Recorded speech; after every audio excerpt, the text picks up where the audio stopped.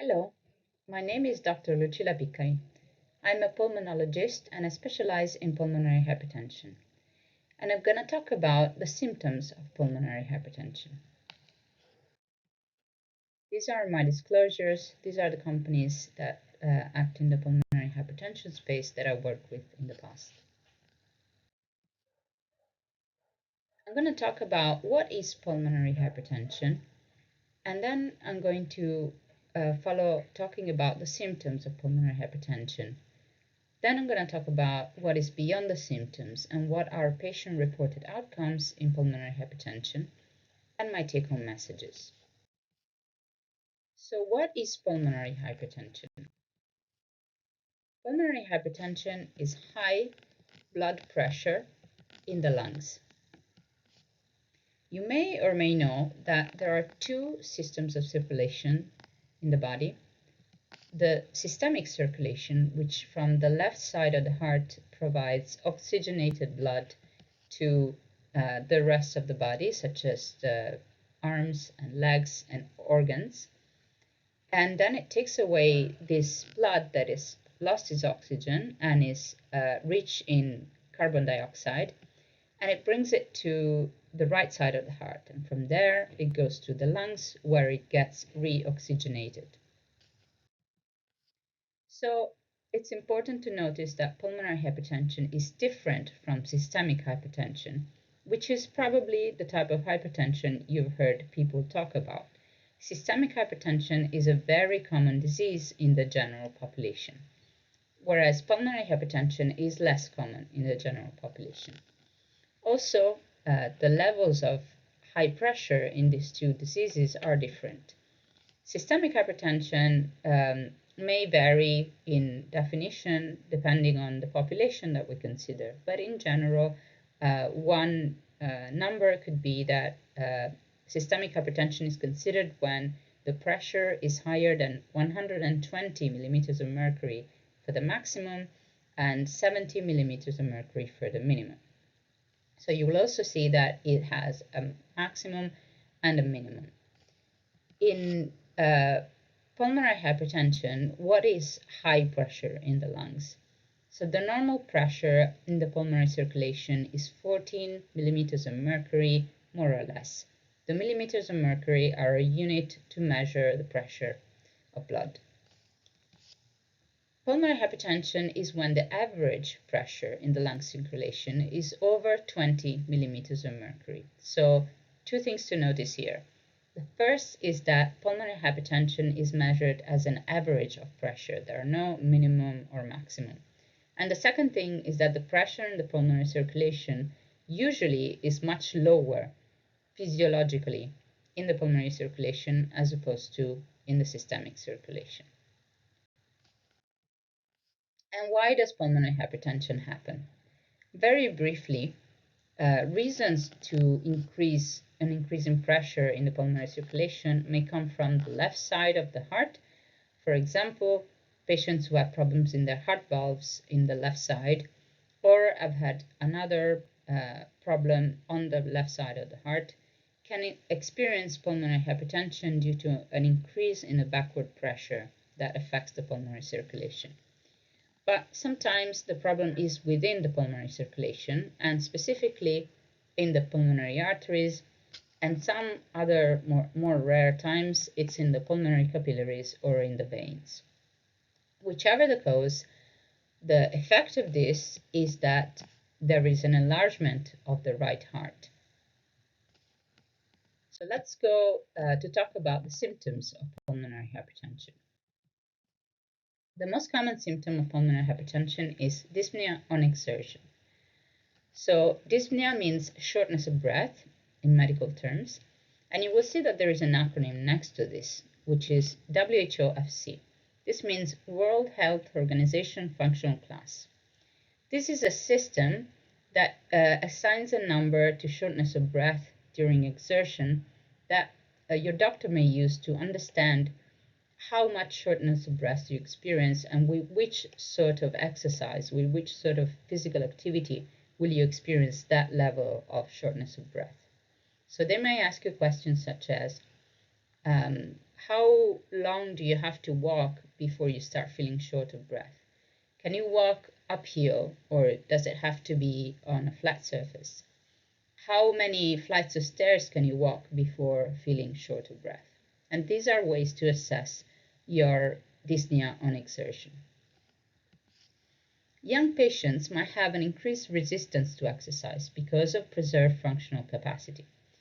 So they might have symptoms that are milder or that manifest with higher level of exercise.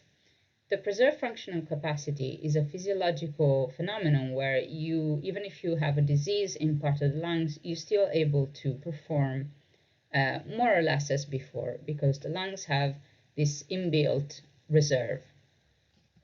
On the other hand, older patients might have progressively reduced their physical activity over time to accommodate for the shortness of breath, and therefore they might not perceive the limitation that they have today as compared to a few weeks or months before, just because they are doing less. Another symptom of pulmonary hypertension is fatigue and rapid exhaustion, which means tiredness with normal activity. You might want to consider if you have lowered your regular physical activity recently compared to weeks or even months before. And if you need longer rests after you've done any physical activity to recover. Physical activity in this instance could be walking down the street, or if you are an active person, maybe you used to perform some sports and now you can't anymore, maybe you were dancing, or you were walking out in the country, or even doing chores in the house, such as cleaning and tidying up. Another very specific type of shortness of breath is dyspnea when bending forward. So maybe you're picking up something, or you notice that when you stoop, you then feel breathless. Another symptoms that can happen is palpitations, which means irregular or fast heartbeat. Feeling is like feeling your heart racing in your chest or in your throat after having done some physical activity. You could also experience hemoptysis. This means coughing up blood. Hemoptysis can be scary, but there are some very trivial reasons for it. You might have had an infection in the lung at some point, which might have left a scar, which is now bleeding for some reason. However, if it happens, it is important to mention it to your doctor, because until proven otherwise, it needs to be investigated. There is no more serious cause behind it. Another symptom is exercise-induced abdominal distension and nausea. So that's when the area around your stomach dilates and you feel like you want to throw up. And you might even experience vomiting. This often happens after physical activity as well. Another symptom may be weight gain due to fluid retention. So this would be, for instance, swelling of the ankles or the abdomen. And in case you haven't changed your diet or your level of physical activity. So eating the same things, doing more or less the same level of physical activity, you notice that your ankles and even your calves are swollen or that your abdomen is getting larger. And this can be due to fluid retention. Another very concerning symptom of pulmonary hypertension is syncope, which means fainting. And this typically happens during or shortly after physical exertion. Fainting may be a symptom in many cardiovascular, respiratory, or neurological diseases, and it is sometimes associated with benign conditions, but it should always be investigated. And some patients may experience dizziness without actually fainting. So you might experience like your head is lighter, but you're not actually arriving to the point of fainting. Even if you just have dizziness, it is important to mention it to your doctor. Another symptom of pulmonary hypertension may be cyanosis, This means a blue discoloration of the extremities, typically the skin of the hands or the fingertips or the tip of the toes. And it can also happen on the lips. This is a sign of low oxygen, and it is typically frequent in congenital heart disease. So when the chambers of your heart have some malformation that happened before you were born, or the vessels surrounding your heart are piped in a different way. But it also can happen in lung disease associated with pulmonary hypertension. For instance, if you have chronic bronchitis or emphysema, maybe you were a smoker, or if you have interstitial lung disease, such as idiopathic pulmonary fibrosis or other types of pulmonary fibrosis. A more extreme sign of cyanosis is clubbing. And this is when not only your fingertips are blue in color, but they get swollen under the fingernails. And this wasn't present before. Some people have just a bulkier fingertip, and that has always been like that for all of their lives. But if you develop this over time and it wasn't like this before, this is a sign of digital clubbing. Another important symptom of pulmonary hypertension is cough. And when it presents in pulmonary hypertension, it is typically dry, non-productive. This means that you don't produce any mucus with it. And it is often irritative. This means that it's persistent and it comes in bouts, and sometimes it may even prevent people from talking. It is more frequent in pulmonary hypertension associated with left heart disease or lung disease, such as chronic bronchitis or emphysema, or interstitial lung disease, such as idiopathic pulmonary fibrosis or other types of pulmonary fibrosis. Finally, you may also experience chest pain. This is typically happening during or just after physical activity, and it may present as a feeling of pain in your chest, in the center of your chest or slightly to the left, or a tightness to your chest. It typically resolves with rest, so when you feel it, you sit down, you take a few deep breaths, and it goes away. And it may be associated with shortness of breath or palpitations.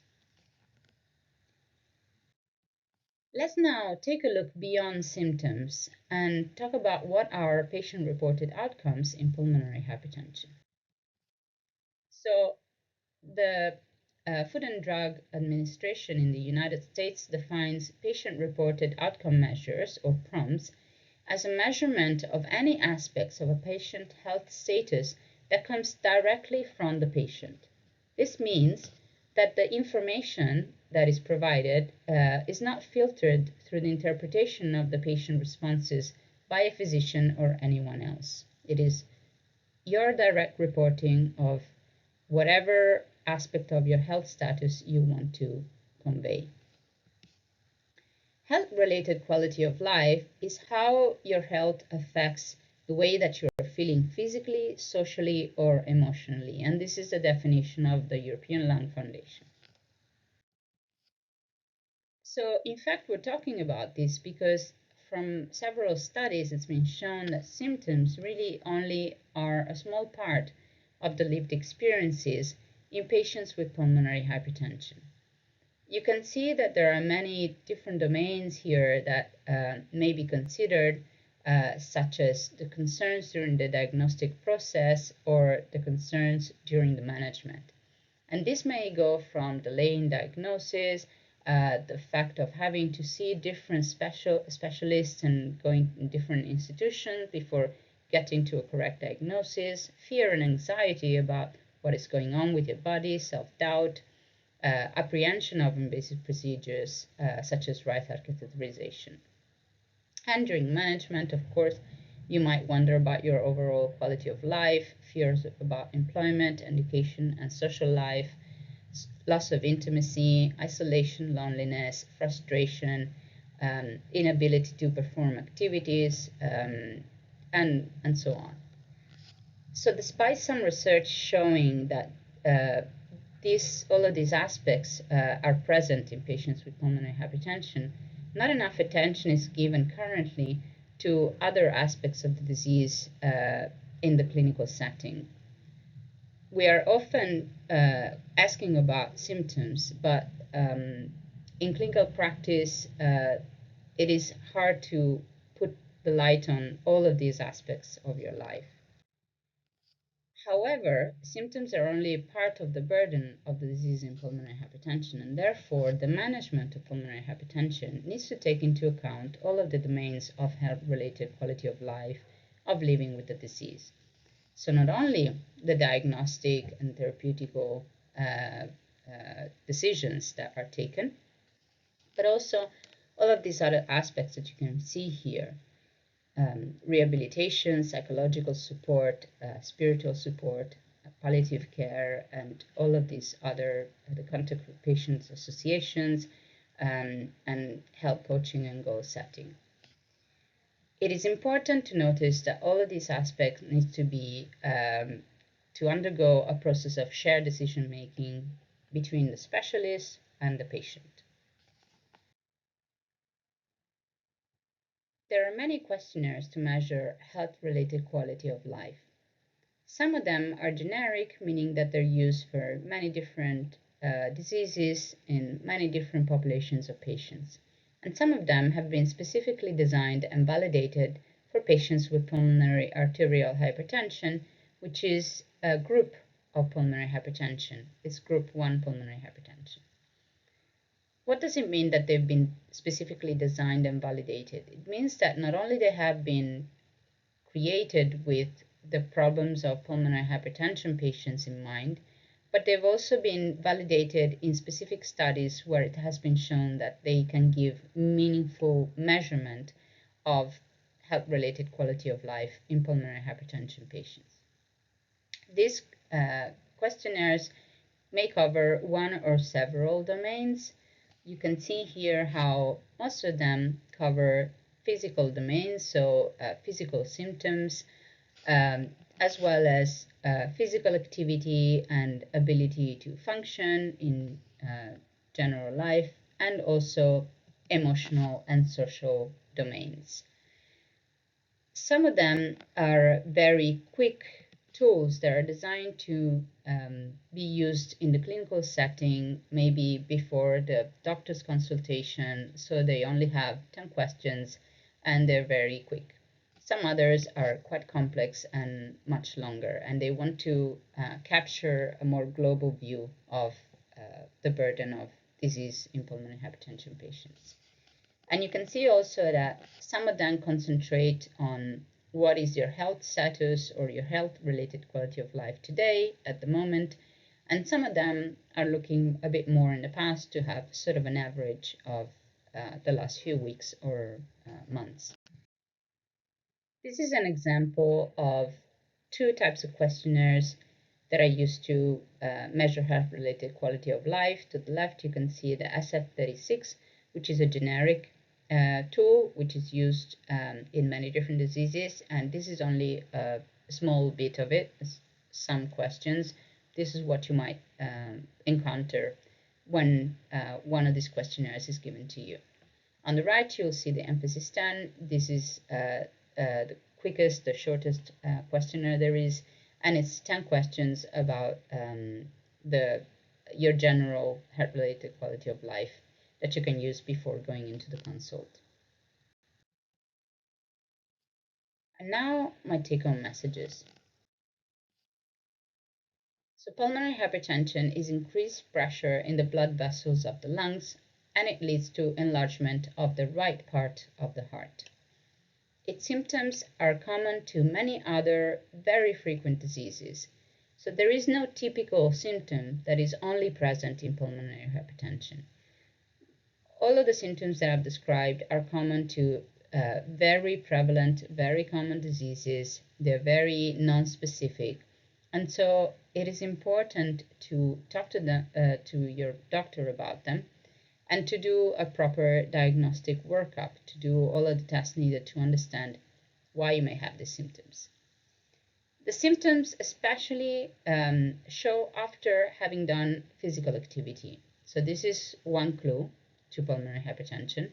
And the most common symptoms are shortness of breath, fatigue, and palpitations. So because of the fact that the symptoms are non-specific, and because also of the fact that some patients may reduce their physical activity without really noticing that they're doing so, it is common in pulmonary hypertension to reach a diagnosis when the symptoms have been there for many years. And this is a problem because, of course, it's important to reach a diagnosis as early as possible in order to be able to manage it appropriately. However, the burden of disease in pulmonary hypertension is not only related to the physical symptoms that I've listed. Patient-reported outcomes are health measurements coming directly from the patient, and health-related quality of life is any aspects of pulmonary hypertension that affect you physically, socially, or emotionally. And there are questionnaires to measure health-related quality of life. And some of these are specific to pulmonary arterial hypertension, which is one type of pulmonary hypertension classified in group 1. And importantly, management should include all aspects of living with pulmonary hypertension. So it's important to use these tools and to speak to your doctor about all of the other aspects of your life which are being affected by pulmonary hypertension, and not only the physical symptoms I've described. Thank you very much for your attention.